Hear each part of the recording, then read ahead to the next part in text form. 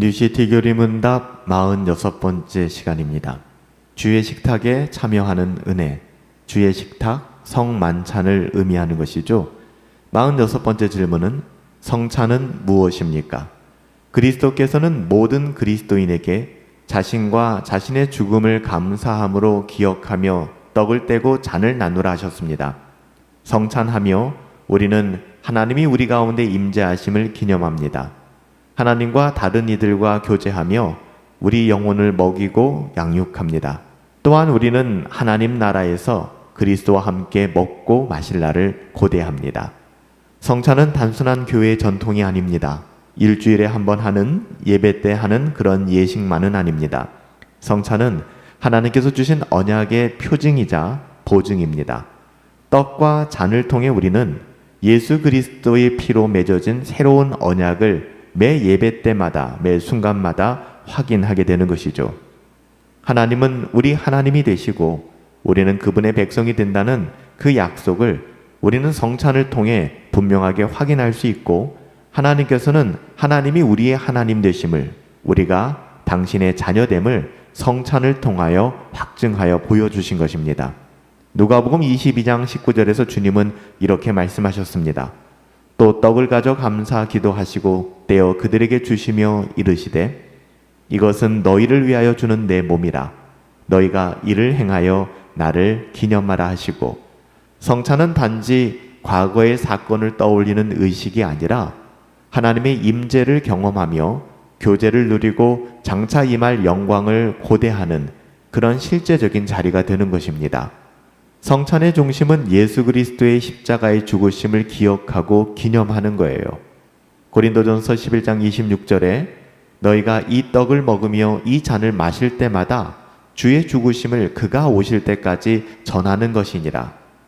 떡과 잔은 그리스도의 몸과 피를 상징하는 것이죠.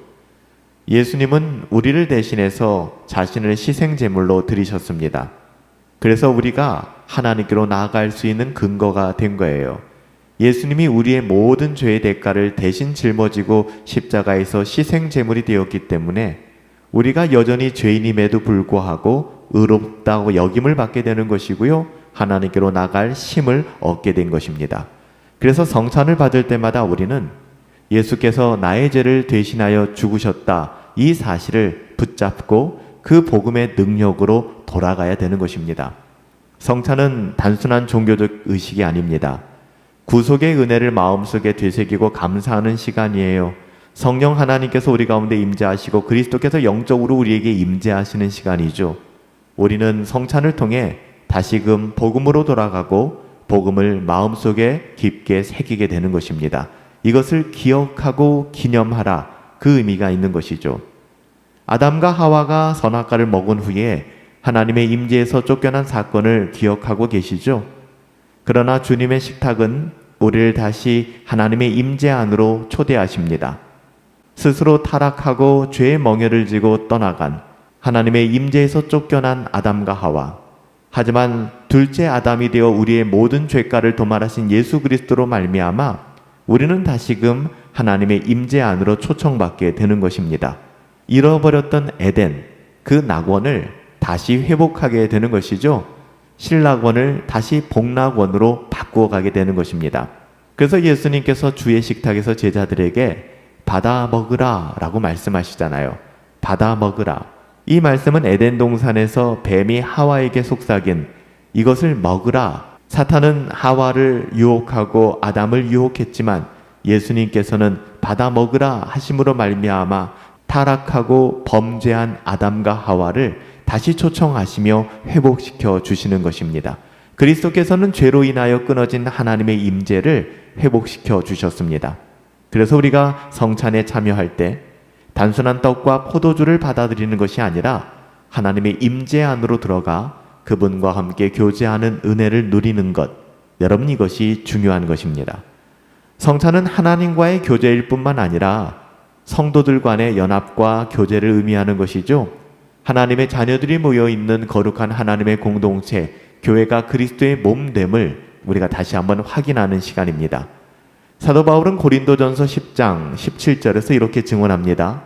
떡이 하나요 많은 우리가 한 몸이니 이는 우리가 다 한 떡에 참여함이라.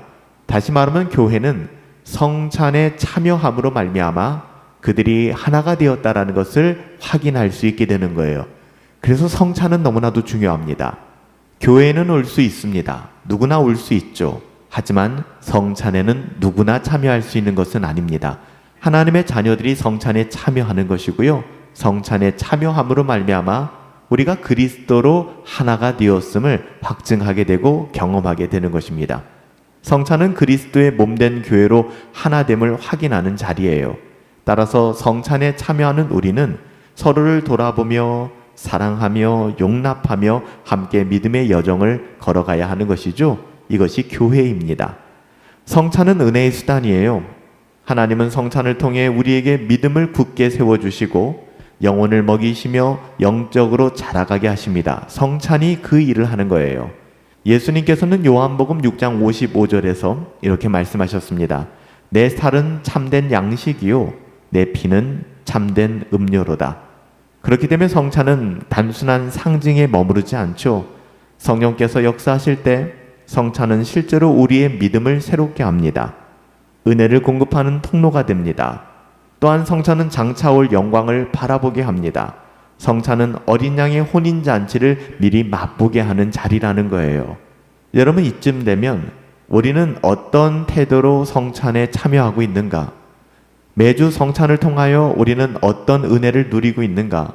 성찬은 실제로 나에게 이런 사건을 가져다 주고 있는가? 성찬을 통해 우리는 이런 은혜를 누리고 있는가? 여러분, 돌아보셔야 됩니다. 성찬은 결코 가벼운 것이 아닙니다. 성찬은 과거의 십자가를 기억하게 하고 현재의 하나님의 임재하심, 성령의 임재하심을 경험케 하며 미래의 영광스러운 하나님의 나라를 고대하게 되는 삶의 실제, 신앙의 실제의 자리라는 것이죠. 그래서 우리는 성찬에 참여할 때마다 예수님의 죽으심을 깊이 기억해야 하는 것입니다. 성찬에 참여할 때마다 성령 하나님의 임재하심과 성도의 교제, 이 모든 것을 새로운 경험을 우리 삶 속에서 경험할 수 있어야 된다는 것이죠. 성찬에 참여할 때마다 앞으로 올 영광의 그 하나님의 나라를 소망하며 이 땅의 그 어떠함도 감당해낼 수 있는 믿음을 회복할 수 있어야 되는 거예요. 주님의 식탁, 성찬은 단순한 종교의식이 아닙니다. 은혜의 통로이며 기쁨의 자리이고 소망의 자리입니다. 그러므로 성찬에 참여할 때마다 감사가 있어야 되고요. 하나님을 경외함이 있어야 되고요. 소망이 있어야 됩니다. 감사와 경외와 소망으로 주님의 은혜를 깊이 누릴 수 있는 저와 여러분들 되시기를 예수님의 이름으로 축복합니다. 살아계신 아버지 하나님, 주의 식탁에 참여하는 은혜를 다시금 돌아볼 수 있도록 깨닫게 하여 주시니 감사를 드립니다. 성찬이 무엇입니까? 우리 예수님께서는 우리들에게 예수 그리스도의 죽음을 감사하며 기억하며 떡과 잔을 나누라고 하셨습니다. 우리가 성찬에 참여하며 하나님이 우리 가운데 임재하심을 기억하게 하시고 하나님과 다른 이들과 교제하며 우리의 영혼을 먹이고 양육함을 경험할 수 있도록 은혜를 베풀어 주옵소서. 우리는 하나님의 나라에서 그리스도와 함께 먹고 마실 그날을 고대하고 소망하옵나니 성찬을 통하여 우리가 경험하는 하나님의 은혜를 우리의 일상 속에서 누리며 경험하며 믿음의 여정 잘 감당할 수 있도록 은혜 더하여 주옵소서. 존귀하신 예수님의 이름으로 기도하옵나이다. 아멘.